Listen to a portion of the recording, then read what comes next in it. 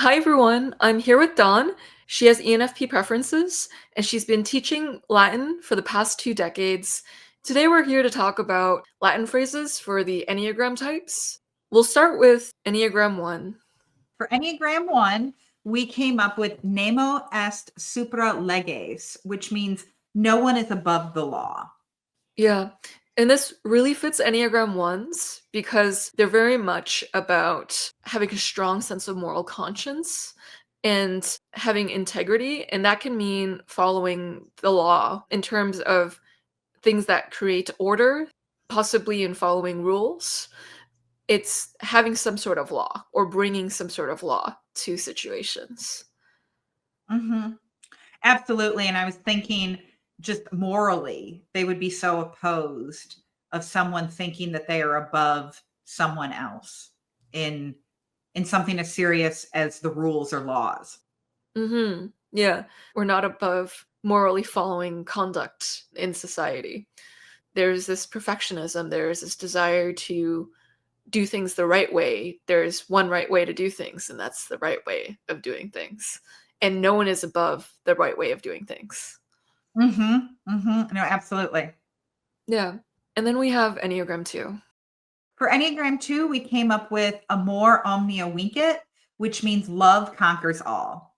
So Enneagram 2s feel like they have more love to give than the average person. And so they can be quite effusive. There's this generous quality to them. There is this wanting to be seen as a loving person.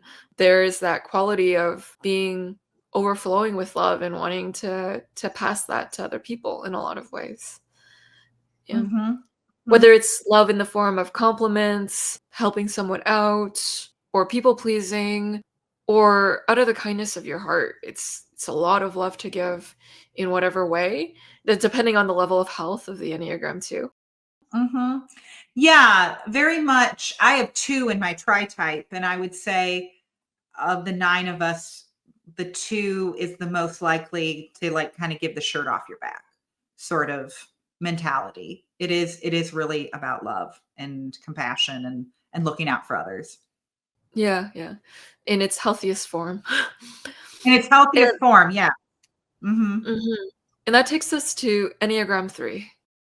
Okay, excellent. For Enneagram 3, we came up with Waney Weedy Weeky, which is a really famous phrase that Julius Caesar said, I came, I saw, I conquered, whom arguably was probably an Enneagram 3 himself. Yeah, so this captures the Enneagram 3's desire to win and to succeed. And so it's like I came, I saw, I conquered, I did this thing, I met this achievement, I met this goal. And it has that 3 desire to mold yourself, to be able to conquer, to be seen as successful, to rise on top. So 3s will oftentimes find what works and then copy that so that they can look good. So that moves us to 4. So for 4, we came up with Odi et Amo, which is I love and I hate. And Persephone here had to make a cameo because I'm convinced she's an Enneagram 4. So Yeah. And so Enneagram 4 is associated with this sense of strong emotionality. So whether it comes in the form of a deep envy, a deep comparison, a deep desire to be unique, or having a strong negative emotion if you're not able to be unique. And so there is the I love and I hate component to Enneagram 4, where there is being very in touch with your own emotions that 4s mhm, have. So, mhm. Yeah, and I thought this was very appropriate for 4s because the original author who wrote this, Catullus, we think through his writings, he was probably an INFP Enneagram 4, and that brings us to Enneagram 5. which we came up with sapere aude, which means dare to know. Yeah, and this captures the Enneagram 5's desire to be the expert on topics. They need to look for the sources that are the originating sources because they need their knowledge to be correct. And they're very thorough with the collection of knowledge, and that's what makes them feel safe when they feel Mhm. like they know things. And they trust themselves above all else to collect that kind of information, and they dare to know things that other people may not spend as much time vigorously investigating. There's power in that wisdom. No, absolutely. Whenever I think of Enneagram 5, I think of knowledge and how knowledge does help them feel safe. And they are the ones who will dare to dig deep and look at all the details to make sure that the knowledge is correct. And then we have Enneagram 6. So for Enneagram 6, which is my Enneagram, I'm a 628. We came up with caveat emptor, which means let the buyer beware. This was a phrase that was put at the top of medieval markets because it was, hey, let the buyer beware. You don't know what product you are buying. Thank goodness for regulations now. We have a better idea of what's in things, but you could have been buying poison and not knowing it. And so that phrase was always well displayed. And I think of Enneagram 6 and how we are prepared for everything. I really identify with 6s being the coal mine canary and being willing to tell people of danger. Yeah, there is this element of being prepared for the worst case scenario. And then we have Enneagram 7s. So 7 is probably the most famous Latin phrase. If people know a Latin phrase, it may be this one, which is carpe diem, seize the day. Yeah, and so 7s, they like to make the most out of the day. Fun is an integral part of their lives. There's this glass half full component to them. There is this desire to live life to its fullest, to indulge in your curiosities and follow your curiosities, to be included with friends, to do things. So that there's this element of enjoying things. So 7s really live it up. Carpe diem it is. I think of their adventurous spirit and how much carpe diem really symbolizes that. And then we have Enneagram 8. For Enneagram 8, we came up with non ducor duco, which is I lead, I am not led.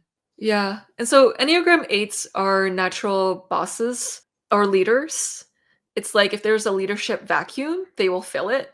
They don't need to be led, they lead. If a situation needs addressing, they will be that one to go head on into it.